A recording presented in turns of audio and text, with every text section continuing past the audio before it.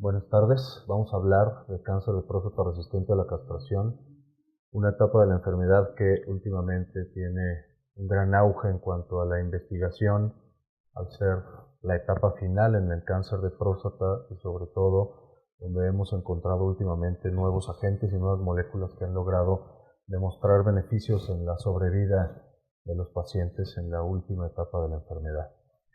Para empezar, todos conocemos la historia natural del cáncer de próstata, desde que empezamos con el diagnóstico y pasamos por la terapia local, ya sea quirúrgica o con radioterapia, para posteriormente presentar algún tipo de recurrencia, posteriormente una progresión, enfermedad metastásica y de ahí la presencia de la enfermedad resistente a la castración, en la cual tenemos varios escenarios que finalmente terminarán en estos pacientes que tengan una enfermedad significativa con la muerte.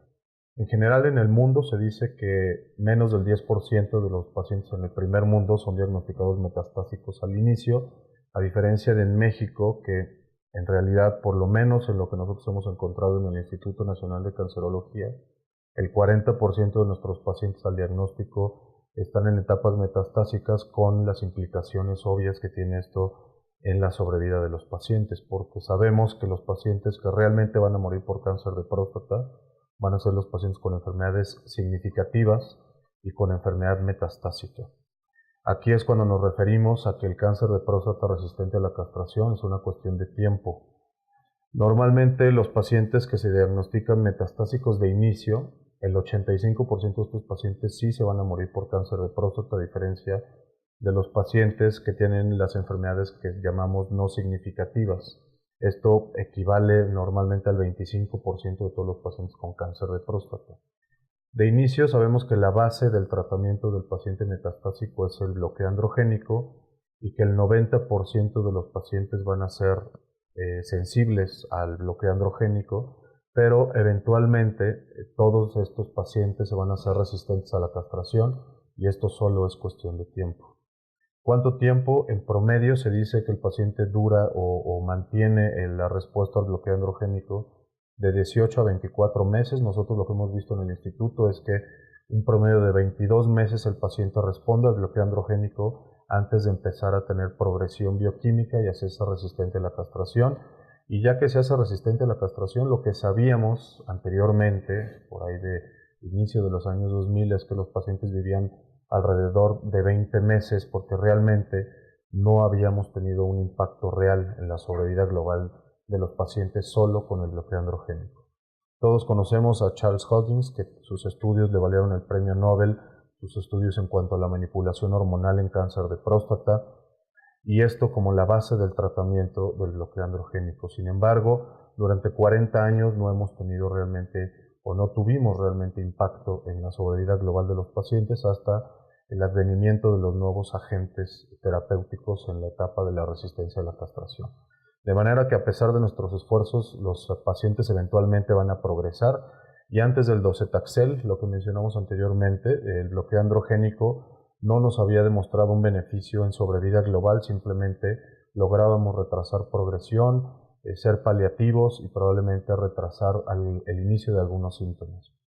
En este cuadro podemos ver el advenimiento de muchos de los agentes nuevos, con las nuevas moléculas, desde la llegada de docetaxel hasta los nuevos antiandrógenos, segundas líneas con cabazitaxel, radiofármacos como radio 223, inmunoterapia con sipuleucel, todos estos con algunos beneficios en sobrevida ya demostrados en estudios fase 3. Los logros en sobrevida realmente son a raíz del mayor entendimiento de las alteraciones a nivel molecular de todas estas cuestiones involucradas en la progresión del cáncer de próstata, y aquí es donde han radicado los manejos actuales. Y para escoger el tipo de tratamiento que vamos a ofrecer, tenemos que hacer 3 preguntas básicas. ¿Qué pacientes se van a beneficiar del tratamiento en esta etapa de la enfermedad con los nuevos agentes? ¿Qué biomarcadores vamos a utilizar para detectar a estos pacientes y sobre todo la respuesta a estos nuevos tratamientos? ¿Y qué vamos a hacer cuando el paciente progrese a estos nuevos tratamientos y sobre todo la secuenciación? Estas son las preguntas que vamos a tratar de responder a lo largo de esta charla. Primero que nada, es importante conocer y entender los mecanismos de resistencia a la castración en el cáncer de próstata. Antes que nada, tenemos que decir, si vamos a hablar de resistencia a la castración, tenemos que hablar de castración. Y esto es bloqueo androgénico. ¿A qué nos referimos con bloqueo androgénico? Es disminución de los niveles de andrógeno, ya sea por inhibición de la unión del andrógeno con el receptor del andrógeno a cualquiera de los niveles. Y finalmente, todas las formas actuales de bloqueo hormonal funcionan reduciendo la habilidad de los andrógenos para activar el receptor de andrógenos, porque finalmente en la próstata en general, ya sea sana o con cáncer, todo tiene que ver con el receptor androgénico. Aquí podemos ver que el desarrollo de una próstata normal o con cáncer de próstata depende del receptor androgénico, ya que dentro de la fisiopatología del cáncer de próstata, lo que vemos es que la dihidrotestosterona se va a unir al receptor androgénico en el citoplasma y este va a entrar al núcleo y se va a disociar para llevar a cabo tareas de transcripción y generar algunas activaciones de algunos receptores. Pero aquí la pregunta importante es si el bloqueo androgénico impide que el receptor androgénico se active, ¿cómo es posible que las células puedan sobrevivir a la supresión hormonal? Todo esto tal vez lo podamos responder con las teorías de la resistencia a la castración, que básicamente son dos. La primera es la teoría de la selección clonal, donde hay una selección de células andrógeno independientes preexistentes al momento de la deprivación androgénica. En teoría hay un porcentaje de células que no responden a andrógenos desde el principio y otro porcentaje que sí van a responder. La segunda teoría es la de adaptación tumoral, que estas son mutaciones en el receptor de andrógenos y coactivadores o algunas regulaciones de genes involucrados con la supervivencia celular. Lo importante es que probablemente la resistencia a la castración se inicia precisamente con la castración, que es lo que nosotros hacemos al tratar a un paciente con un bloqueo androgénico, por lo cual quizás la resistencia a la castración la provocamos nosotros con el mismo tratamiento. El primer mecanismo que nos puede explicar un poco la resistencia a la castración son los cambios genéticos preexistentes en células prostáticas. Esto es a lo que nos referíamos que en la próstata hay una población mixta de células desde el inicio de la enfermedad. Una población que es dependiente de andrógenos y otra que es independiente de andrógenos. Y estas células, a pesar del bloqueo androgénico, pueden seguir proliferando. Otra cuestión es que puede haber una diferenciación neuroendocrina en las células prostáticas. En el 40 o hasta en el 100% de los pacientes hay un cambio o hay una población, un porcentaje de células que tienen una diferenciación neuroendocrina y que difícilmente van a responder. Otro de los mecanismos es los oncogenes y la inhibición de la apoptosis. Esto quiere decir que hay una activación de oncogenes y al mismo tiempo hay una inactivación de genes supresores tumorales y una desregulación de estos genes, por lo cual los genes de la apoptosis se suprimen y también se suprimen los genes supresores tumorales, de manera que estamos generando una supervivencia celular. Otro de los mecanismos es la activación del receptor androgénico independiente del ligando. Esto es lo que llamamos que el receptor androgénico se vuelve promiscuo, por decirlo de alguna manera. Las mutaciones del gen del receptor androgénico aumenta el número de ligandos que pueden activar el receptor. Sabemos que el receptor se va a activar por andrógenos, pero al volverse promiscuo este receptor androgénico se puede llegar a activar por algunos otros factores de crecimiento de muchos tipos o incluso por otros esteroides, y esto genere la producción de andrógenos intrínsecos dentro de la célula tumoral. Otro de los mecanismos es la hipersensibilidad del receptor androgénico, o lo que también se llama amplificación del receptor androgénico, que esto se puede presentar en 1/3 de los casos. Esta cuestión es que la amplificación del receptor genera mayor expresión y mayor activación, incluso con niveles mínimos de andrógenos, por lo cual pueden aumentar los andrógenos intraprostáticos por aumento en los niveles de dihidrotestosterona. De manera que la célula neoplásica de alguna manera aprende a producir sus propios andrógenos. El último de los mecanismos es la mutación de los receptores androgénicos, que se han descrito algunas mutaciones con cambios funcionales en el receptor androgénico. Normalmente la incidencia de estas mutaciones aumenta con la etapa de la enfermedad. A etapas más avanzadas podemos observar más mutaciones del receptor androgénico y normalmente estas mutaciones, y ya se han descrito algunas variantes del receptor androgénico, están implicadas en la resistencia a los andrógenos. Nosotros, al disminuir los niveles de testosterona por el bloqueo androgénico, se pueden dar varios mecanismos compensatorios que van a generar la resistencia a la castración. Uno, puede aumentar la producción adrenal de testosterona. Número dos, puede haber una producción intratumoral de testosterona. El receptor androgénico se amplifica, como mencionamos anteriormente, y también se sobreexpresa para poderse activar con cantidades menores o con cantidades mínimas de testosterona. Este receptor androgénico también se puede volver promiscuo y poderse activar con algunos otros precursores, no necesariamente andrógenos o no necesariamente testosterona.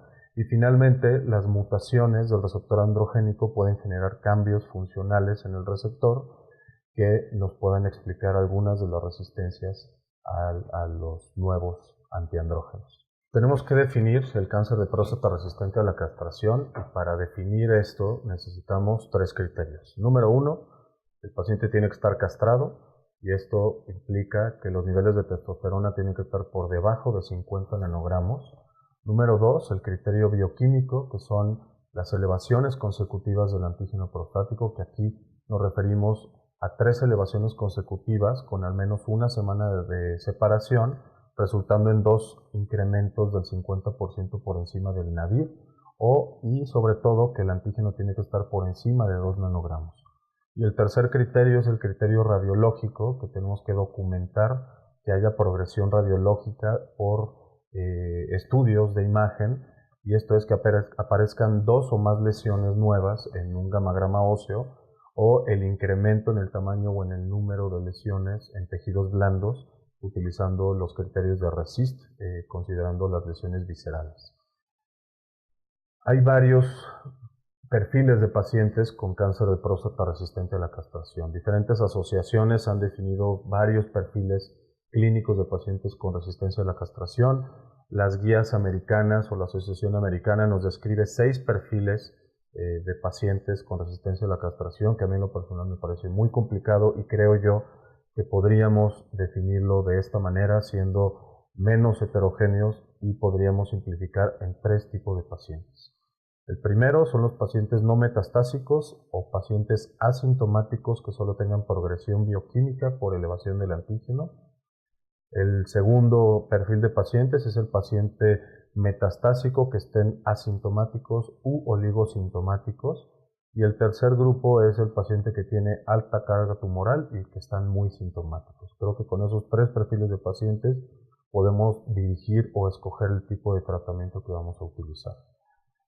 Para entender toda esta evolución dentro del cáncer de próstata resistente a la castración y sobre todo los manejos en ellos, tenemos que evaluar los estudios que se han realizado a partir por ahí del 2004, que ha habido una avalancha de estudios nuevos que han demostrado beneficio en la sobrevida.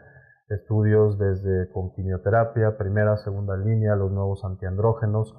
Estos cuadros que vemos aquí son todos los estudios y los vamos a ir revisando cada uno de ellos, y los acomodé de manera cronológica en cuanto al tiempo en el que fueron apareciendo los resultados y las publicaciones de estos estudios.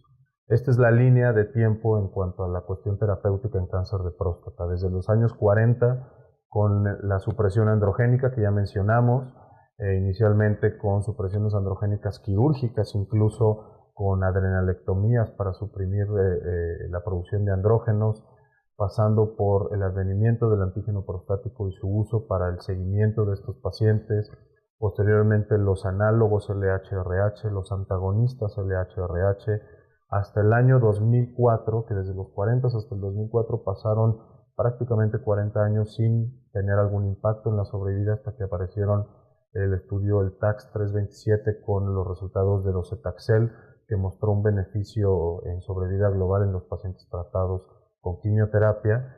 Posteriormente, segundas líneas de quimioterapia, posteriormente apareció inmunoterapia, abiraterona, enzalutamida, y de ahí toda la avalancha de estudios que tenemos hasta la actualidad y de moléculas que han demostrado beneficio en sobrevida. Si revisamos las guías de manejo, tendríamos que también, dentro del perfil de pacientes, dividirlo entre el paciente resistente a la castración no metastásico y el metastásico. Primero vamos a hablar un poco del paciente con cáncer de próstata resistente a la castración M0, que realmente tendríamos que decir que es un diagnóstico de exclusión. Normalmente es un paciente que progresa posterior a un tratamiento de intención curativa, que tiene recurrencia bioquímica y posteriormente una progresión bioquímica y que no logramos documentar enfermedad metastásica en estudios de extensión. Este nicho de pacientes normalmente hubo muchos años que estuvo como en el limbo, no sabíamos realmente qué hacerles, desde que los observábamos, utilizamos terapias o tratamientos hormonales de segunda línea, lo que se llaman drogas vintage, que creo que en nuestro medio seguimos utilizando porque no tenemos muchas otras opciones, hasta la aparición de tratamientos nuevos como apalutamida, que ya está aprobado para esta etapa de la enfermedad. Primero me gustaría recordar la respuesta a las segundas líneas hormonales, que seguramente muchos de nosotros hemos utilizado tratamientos con ketoconazol, con estramusquina, con estrógenos como el dietilestilbestrol, y sabemos que todos ellos tienen una respuesta documentada y que va a ser una respuesta temporal. Sin embargo, no hemos logrado demostrar que haya un beneficio en la sobrevida en los tratamientos de segundas líneas o las manipulaciones secundarias hormonales, aunque desgraciadamente en nuestro medio tenemos que seguir utilizando este tipo de medicamentos en un cierto grupo de pacientes que no tienen acceso a las nuevas moléculas que resultan muy costosas. Este es el estudio Spartan, que salió publicado el año pasado, que es el estudio con apalutamida, que es un inhibidor competitivo del receptor androgénico que ha demostrado eficacia en el escenario del paciente con cáncer de próstata resistente a la castración, que no tiene metástasis, pero que tiene un alto riesgo de progresión. Este fue un estudio fase 3, doble ciego, más de 1.200 pacientes con cáncer de próstata resistente a la castración M0. Se comparó el dar tratamiento con apalutamida versus placebo con el objetivo de demostrar el periodo libre de progresión a enfermedad metastásica. Lo que se demostró es que los pacientes llevados a tratamiento con apalutamida tuvieron un periodo libre de metástasis de más de 40 meses comparado con placebo, que solo fue de 16 meses, y un mayor periodo libre de enfermedad sintomática. Los pacientes tratados con apalutamida tardaron más tiempo en tener síntomas asociados a la enfermedad metastásica. De manera que si revisamos las guías actuales de manejo, apalutamida ya aparece como una opción de manejo en el paciente resistente a la castración M0. El segundo escenario es el paciente, y sobre todo el escenario más común de resistencia a la castración, es el paciente metastásico, donde si revisamos las guías de manejo podemos ver que en primera línea tenemos muchas opciones de tratamiento. Tenemos abiraterona, docetaxel, enzalutamida, radio 223, algunas maniobras hormonales. Y si revisamos los manejos de líneas subsecuentes, segundas líneas o líneas subsecuentes, podemos ver que prácticamente los mismos medicamentos se repiten, y aquí lo importante va a ser el orden en el que vamos a trabajar, con qué vamos a empezar y sobre todo la secuenciación. Algo que me parece muy importante que debemos mencionar y que no debemos olvidar es mantener al paciente que está resistente a la castración. Tenemos que mantener la castración, porque a pesar de que haya progresión en estos pacientes y que sepamos que hay un porcentaje de células que se vuelven andrógeno independientes o que se vuelven incluso con diferenciación neuroendocrina, hay una población de células que siguen siendo sensibles y que siguen preservando la sensibilidad a la castración, y aunque el beneficio en sobrevida no sea mayor, justifica la baja morbilidad de mantener el paciente castrado. Es un hecho que este paciente tenemos que mantener niveles de castración cuando tomamos testosterona. Esta castración la podemos llevar a cabo ya sea de manera quirúrgica, con una orquiectomía, podemos utilizar análogos LHRH o podemos usar antagonistas LHRH, y eso va a depender de la preferencia de cada uno de nosotros y sobre todo de lo que más convenga para nuestro paciente.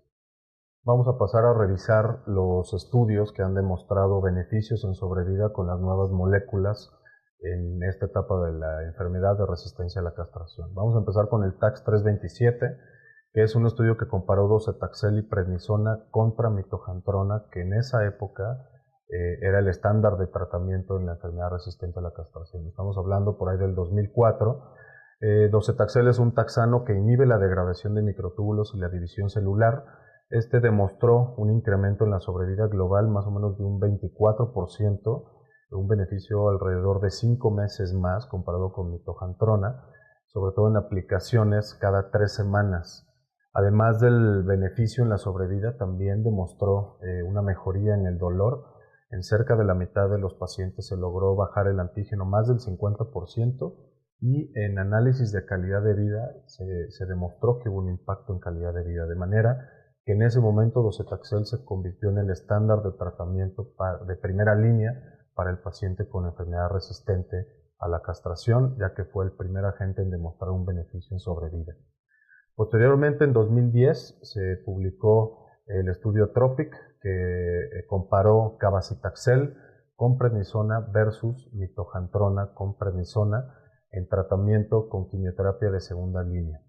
Aquí, cabazitaxel demostró una mejoría en la sobrevida global de los pacientes previamente tratados con docetaxel, o sea, estamos hablando de segunda línea, 15 meses versus 12.7 meses a favor de los pacientes tratados con mitojantrona, de manera que cabazitaxel se convirtió en la segunda línea de quimioterapia mayormente aceptada.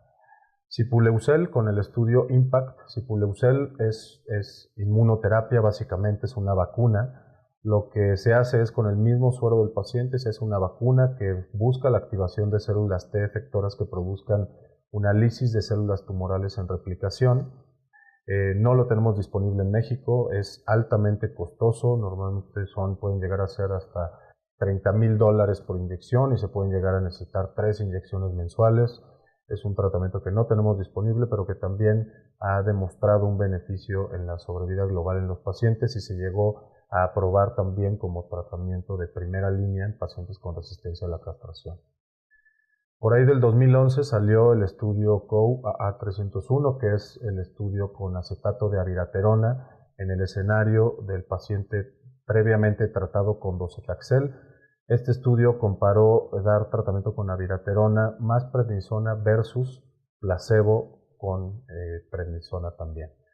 Esto, repito, en el escenario de segunda línea en pacientes tratados previamente con docetaxel, y se demostró que sí hubo una mejoría en la sobrevida global con una media de sobrevida de 12.8 meses. También aumentó el tiempo de progresión del antígeno y la sobrevida libre de progresión. Y entre otros objetivos secundarios se vio que hubo también mejoría en fatiga, disminución en el dolor en pacientes con metástasis óseas dolorosas y un aumento significativo o un retraso en la aparición del primer evento relacionado con el esqueleto. Por su parte, por ahí en el siguiente año, en el 2012, salió el estudio AFIRM, que es con enzalutamida, una molécula que actúa inhibiendo la unión de la dihidrotestosterona con el receptor androgénico. El estudio AFIRM comparó enzalutamida versus placebo también en terapia post-docetaxel, o sea, segunda línea, con el objetivo primario de evaluar sobrevida global. Este estudio demostró que enzalutamida mejoró sobrevida global en más de 5 meses, con una sobrevida media de hasta 18.4 meses. Más de la mitad de los pacientes lograron una disminución de mayor al 50% en el antígeno prostático y con respuestas en tejidos blandos cerca del 30% y también con mejorías en calidad de vida. De manera que enzalutamida se convirtió también en una opción de tratamiento de segunda línea post-docetaxel. También se demostró un mayor tiempo de progresión del antígeno prostático y también una sobrevida libre de progresión radiográfica mayor que en el brazo de pacientes tratados con placebo.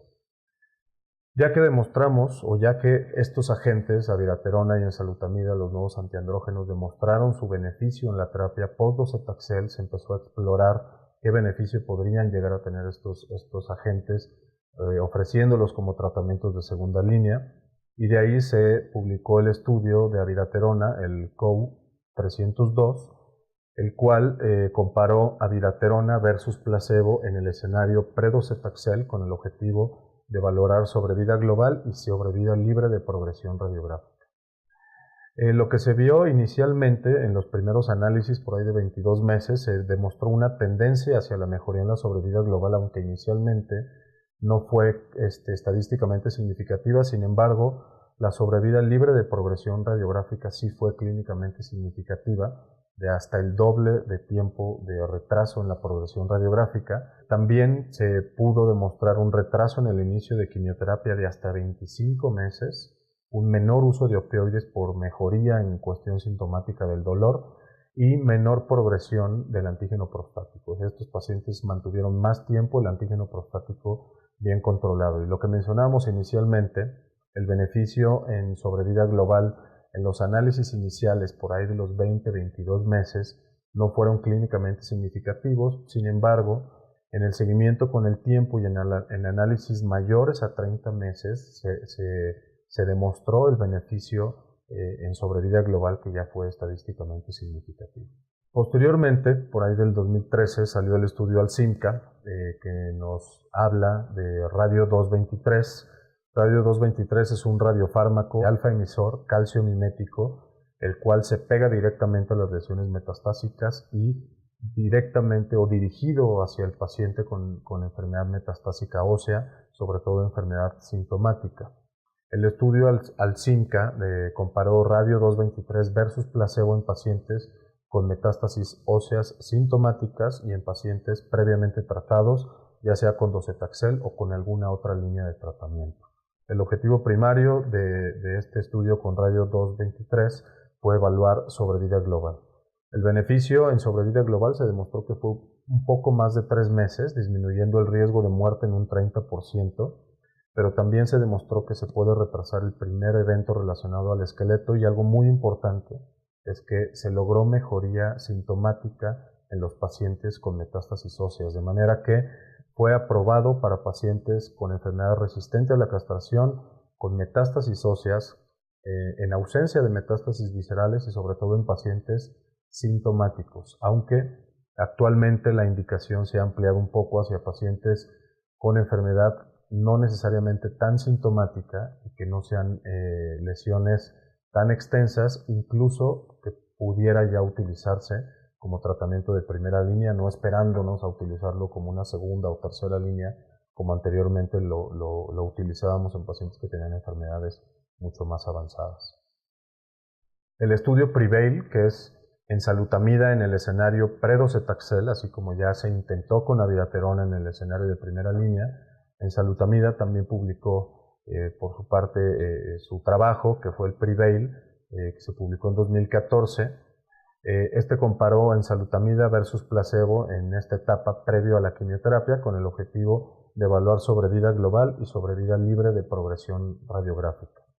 Después de 12 meses sí se observó una disminución en el riesgo de progresión radiográfica en el 81% de los pacientes, y en cuanto a la sobrevida global sí se demostró una disminución significativa del riesgo de muerte hasta por ahí del 29% después de un poco más de 20 meses de tratamiento.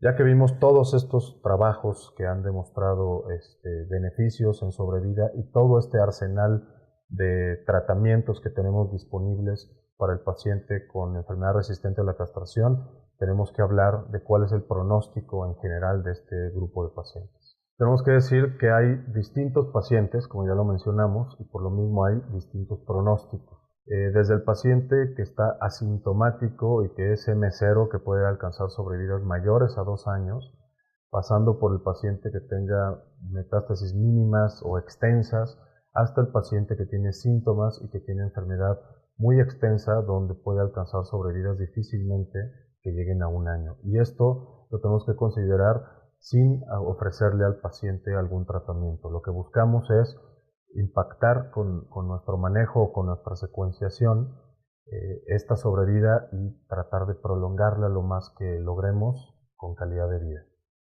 Para hablar de pronóstico tenemos que hablar de respuesta, y para saber cómo le va a ir a nuestro paciente tenemos que evaluar cómo responde y tenemos que ir a las bases, que es el antígeno prostático como marcador de respuesta. Realmente no hay un consenso en cuanto a la magnitud y el tiempo de respuesta, tomando en consideración la distinta gama de pacientes. Sin embargo, ha habido varias propuestas, que es, por ejemplo, si el antígeno prostático se normaliza, o sea, baja por debajo de 4 nanogramos, se puede asociar a una mayor sobrevida. Esto lo dijeron en el estudio de docetaxel, en el TAX 327. Otros grupos han dicho que si el antígeno prostático baja mayor a 30%, esto nos habla de un buen pronóstico, de una buena respuesta, pero en general, en consenso, tendríamos que decir que una disminución mayor al 50% del antígeno con el que iniciamos el tratamiento se asocia con una buena respuesta y ello también puede asociarse a una mayor sobrevida de los pacientes. Ahora sí vamos a hablar de la mejor selección y la secuenciación del tratamiento. Vemos que tenemos una gran gama de opciones terapéuticas en primera y segunda línea, muchas de ellas se repiten y tenemos que decidir con cuál vamos a empezar. Para ello vamos a presentar un caso clínico de la vida real, el caso clínico que tuvimos en el instituto, para hacer el ejercicio de elegir el tratamiento y sobre todo de la secuenciación y con ello tratar de aprender un poco. Este caso se trata de un paciente de 53 años que se dedica a bienes raíces, tiene un buen nivel socioeconómico. El paciente inicia con síntomas urinarios bajos, pero debuta con dolor lumbar. Se hace un antígeno prostático a los 53 años que resulta en 185, él nunca se había hecho un antígeno prostático. Y a la exploración física la próstata está pétrea, está fija, aumentada de consistencia y de volumen. Obviamente se realiza una biopsia de próstata que reporta un cáncer de próstata, un Gleason 4+5 en 6 cilindros, 60% del tejido analizado, asociado a invasión perineural. Realizamos estudios de extensión, el gamagrama óseo es positivo en múltiples zonas, marcó positivo, no se ve del todo bien en esta imagen, pero marcó en cráneo, en los hombros, en los húmeros, en varios arcos costales, múltiples vértebras torácicas y lumbares, en los huesos de la pelvis y en ambos fémures, por lo que hablamos de una enfermedad metastásica de alto volumen. Le hacemos una tomografía que muestra adenopatías pélvicas y retroperitoneales hasta nivel paraórtico, de manera que no detectamos enfermedad visceral. Aquí nos tenemos que detener. Resumiendo, un paciente joven, 56 años, antígeno inicial de 185, un Gleason 9 y con metástasis de alto volumen. Tenemos diferentes opciones terapéuticas para empezar con el tratamiento de este paciente. Ofrecerle solo un bloqueo androgénico, radioterapia, ya sea radioterapia a nivel local o radioterapia de manera paliativa a las lesiones metastásicas, iniciar con quimioterapia o considerar el tratamiento quimio-hormonal, que actualmente ya se considera también un estándar de inicio de tratamiento de los pacientes con enfermedad metastásica. En el caso de nuestro paciente, considerando que es un paciente joven con una enfermedad agresiva, poco diferenciada y con metástasis de alto volumen, se decidió ofrecerle un bloqueo androgénico con un análogo LHRH trimestral, pero asociado a tratamiento con docetaxel cada 3 semanas, planeando de inicio 6 ciclos de tratamiento. La respuesta del paciente inicialmente fue muy buena, de 185 de antígeno inicial, a los 3 meses el paciente estaba en 0.9, tuvo una respuesta inicial muy buena, más o menos por 6 meses, pero después de los 4 o 5 meses el paciente empezó a elevar antígeno, a los 6 meses ya tenía 4.7 de antígeno, a los 7 meses tuvo 16 de antígeno con un periodo de duplicación muy rápido, tuvo una progresión bioquímica, el paciente empezó a tener dolor óseo, para los 9 meses ya tenía 27 de antígeno, siempre con testosterona en niveles de castración. Le hacemos estudios de imagen de control y lo que vemos es que el paciente tiene progresión de la enfermedad a nivel óseo, hay aumento en las lesiones a nivel óseo, tiene más de 2 lesiones nuevas, la tomografía no mostró lesiones viscerales, pero si recordamos la definición de la resistencia a la castración, con este paciente tenemos testosterona a niveles de castración, tenemos más de 3 elevaciones consecutivas del antígeno, y tenemos el criterio radiológico de la aparición de más lesiones óseas. De manera que en este escenario, ¿qué opciones terapéuticas tendríamos? Podríamos llegar a utilizar maniobras hormonales de segunda línea, hablando de drogas vintage como tratamientos con ketoconazol o con dietilestilbestrol, que probablemente en algunos años o en algunos sitios los podríamos haber utilizado. La opción de seguir o insistir con más ciclos de docetaxel, cambiar a una segunda línea de quimioterapia con cabazitaxel, pasar o ofrecer tratamientos con antiandrógenos como abiraterona o enzalutamida, o ofrecerle de primera línea tratamientos con radio 223. Aquí estamos hablando más o menos, este paciente fue tratado por ahí del 2015, teníamos todas estas opciones disponibles, de manera que se vuelve una cuestión importante el tomar la decisión de cuál va a ser la secuencia de tratamiento o con qué medicamento vamos a empezar, considerando que acabamos de catalogar a nuestro paciente como un resistente a la castración, metastásico de alto volumen y sintomático. De manera que, ¿cuál es la mejor secuencia de tratamiento? Realmente, si revisamos, la mayor parte de los estudios nos dicen que no hay una secuencia universal de tratamiento, no hay una estrategia definitiva respecto a la elección del tratamiento, ni qué familia de drogas o cuáles son primeros, si primero quimioterapia o primero antiandrógenos. No se puede hacer una recomendación clara para el medicamento más efectivo para el tratamiento de segunda línea. Aquí lo que tenemos que considerar va a ser con qué empezamos y cuál es el que nos conviene o cuál fue la respuesta al primer tratamiento. La recomendación realmente es que hagamos estrategias individualizadas y esta individualización la hagamos de acuerdo a las respuestas iniciales y sobre todo a algunos consejos. Por ejemplo, aquí en esta tabla podemos ver las diferencias en poblaciones o en los tratamientos de primera línea. Si vemos en tratamientos con docetaxel, en el estudio TAX 327, había pacientes con tumores de alto grado, había pacientes con enfermedad visceral, había pacientes sintomáticos y también había pacientes asintomáticos. O sea, prácticamente cualquier paciente podría ser candidato a tratamiento con docetaxel. El COU 302 con abiraterona, hablando en primera línea, aquí sí había pacientes con tumores de alto grado y también había pacientes asintomáticos. No había pacientes con enfermedad visceral y tampoco había pacientes sintomáticos, considerando que nuestro paciente sí estaba sintomático. En el estudio PREVAIL con enzalutamida había pacientes de alto grado, había pacientes con enfermedad visceral, que incluso enzalutamida demostró respuesta en pacientes con enfermedad visceral y está aprobado para pacientes que tienen documentada enfermedad visceral, y también pacientes asintomáticos en primera línea. Y el estudio con radio 223 básicamente tenía tumores de alto grado, tumores con síntomas, con enfermedad ósea, normalmente sintomática, y muchos de ellos en líneas subsecuentes, aunque también ya está aprobado en primera línea. Otra forma en la que podríamos orientarnos para seleccionar el tratamiento de elección es revisar las tasas de respuesta en sobrevida global de los diferentes estudios. Si revisamos estudios con enzalutamida, tienen entre 4 y 5 meses de mejoría en sobrevida. Los estudios con radio 223 entre 3 o 4 meses, cabazitaxel para segunda línea un poco más de 2 meses. Los estudios de abiraterona son resultados muy similares a los de enzalutamida, 4 o 5 meses de mejoría en cuanto a la sobrevida.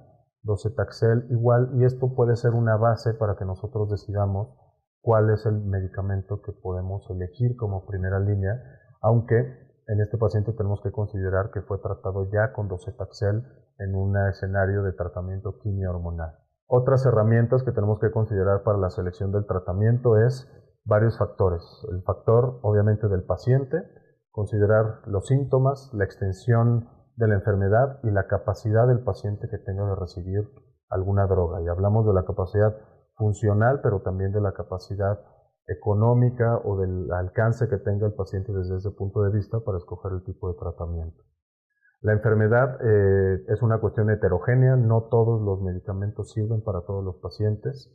Los tratamientos de primera línea, la única situación simple es que es una enfermedad anaplásica, no basta con evidencia, pero sí es racional considerando la eficacia del tratamiento hormonal inicial. Esto es, que muchas veces la respuesta al tratamiento inicial nos ayuda a predecir la respuesta a los tratamientos subsecuentes. En cuanto a tratamientos de segunda línea, el tratamiento que usemos de primera línea es la clave para ver qué es lo que vamos a escoger como segunda línea, y en tercera línea realmente hay muy poco que se haya descrito como tratamientos de tercera línea. Continuando con lo que se hizo con nuestro caso, paciente con resistencia a la castración, sintomático, previamente tratado con bloqueo androgénico y docetaxel. Lo que se decidió en aquel tiempo fue iniciar con abiraterona, 1000 miligramos diarios más 10 miligramos de prednisona al día. Logramos una disminución del 50% del antígeno prostático, logramos llegar a 11 nanogramos, recordemos que teníamos 27 nanogramos, se bajó el antígeno a 11 nanogramos después del primer mes de tratamiento. Sin embargo, a los 3 meses el paciente presenta progresión bioquímica y vuelve a elevar antígeno hasta 44 en muy poco tiempo. Le hacemos una tomografía y se detecta que el paciente ya tiene enfermedad visceral, tiene una lesión metastásica en hígado que se logra corroborar por biopsia, que de hecho la biopsia documentó que había células con diferenciación neuroendocrina, por lo que se documentó que este paciente tenía enfermedad visceral. Considerando que este paciente lo tratamos o decidimos ofrecerle como primera línea manejo con acetato de abiraterona, vale la pena que probablemente en retrospectiva analicemos que no todos los pacientes van a responder a los nuevos agentes. Se ha visto que 1 de cada 3 pacientes no responden a abiraterona y 1 de cada 4 pacientes no responden a enzalutamida, esto considerando los estudios que se hicieron en enfermedad utilizando en terapia post-docetaxel. Y se han descrito algunos criterios de respuesta para evaluar qué paciente pudiera llegar a responder a terapias hormonales subsecuentes con estos nuevos agentes como abiraterona y enzalutamida. Y lo que se vio es que la duración de respuesta al bloqueo androgénico inicial, o sea, la castración inicial, predice quién realmente se va a beneficiar de un manejo endocrino subsecuente. Y nos referimos a abiraterona, enzalutamida, pero también a manipulaciones hormonales con drogas viejas como ketoconazol o dietilestilbestrol. Lo que se vio en este estudio es que los pacientes que se hacían resistentes a la castración en menos de un año responden menos a los tratamientos hormonales subsecuentes que los pacientes que duran más tiempo siendo sensibles a la castración. Si revisamos en retrospectiva nuestro caso, nuestro paciente se hizo resistente a la castración por ahí de los 9 meses, lo cual coincide en la poca respuesta que tuvo al tratamiento con abiraterona, lo cual pues, lo hacemos de manera retrospectiva. Pensándolo así, quizás este paciente pudo haberse beneficiado previo a tener enfermedad visceral a un tratamiento con radio 223 o algún otro agente, o incluso ofrecerles más quimioterapia o irnos a una segunda línea de quimioterapia. Esto es lo que dificulta alguna de las tomas de decisiones, pero sí me gustaría hacer como un análisis o algunas recomendaciones en cuanto a tomas de decisiones en los diferentes escenarios de pacientes con enfermedad resistente a la castración. En el escenario del paciente asintomático que solo tiene elevación de antígeno, o sea, me refiero a un paciente que probablemente no tenga metástasis o que tenga metástasis pero no tenga síntomas y solo está elevando antígeno, estos pacientes normalmente tienen una sobrevida mayor a los pacientes que tienen más metástasis o tienen enfermedad metastásica extensa o que tienen más síntomas. Aquí lo más importante en este grupo de pacientes es el periodo de duplicación del antígeno prostático. Si tienen un periodo de duplicación corto, o sea, me refiero a menos de 6 meses, ese paciente tiene más riesgo de tener progresión rápida. Y esos pacientes sí hay que ofrecerles tratamientos y no son candidatos a observarlos o a utilizar otro tipo de drogas. ¿Cuáles son las opciones en estos tipos de pacientes? Se puede desde no hacer nada, hacer tratamientos hormonales, normalmente en estos pacientes mínimamente sintomáticos o asintomáticos que solo tienen progresión bioquímica. Aquí una buena recomendación es iniciar con tratamientos hormonales subsecuentes, ya sea abiraterona o enzalutamida. Creo yo que es la mejor opción para este tipo de pacientes.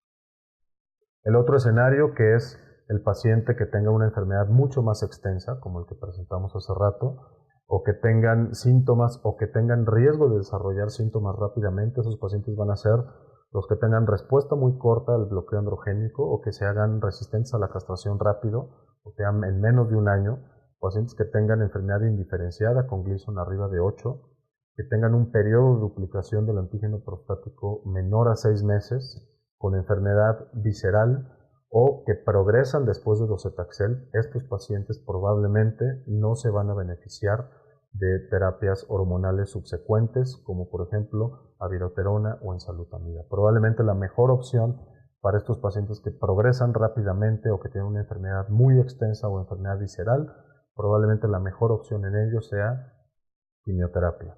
Si empezamos con docetaxel, pasar a una segunda línea con cabazitaxel. Finalmente, a pesar de todas estas recomendaciones, nos quedan muchas preguntas en cáncer de próstata resistente a la castración que seguramente se irán resolviendo con el paso del tiempo y, sobre todo, cuáles son los factores pronósticos reales en este grupo de pacientes, cuál va a ser el papel de las drogas viejas, sobre todo en nuestro medio, en un país que está en vías del desarrollo y que probablemente no todos los pacientes tienen acceso a las nuevas moléculas de las que hemos hablado, cuáles son los factores de respuesta terapéutica, cuál va a ser la mejor manera de monitorizar a nuestros pacientes, nuevas asociaciones terapéuticas, el asociar abiraterona con enzalutamida o docetaxel con alguno de los antiandrógenos. Todas estas asociaciones van a surgir las respuestas un poco más adelante.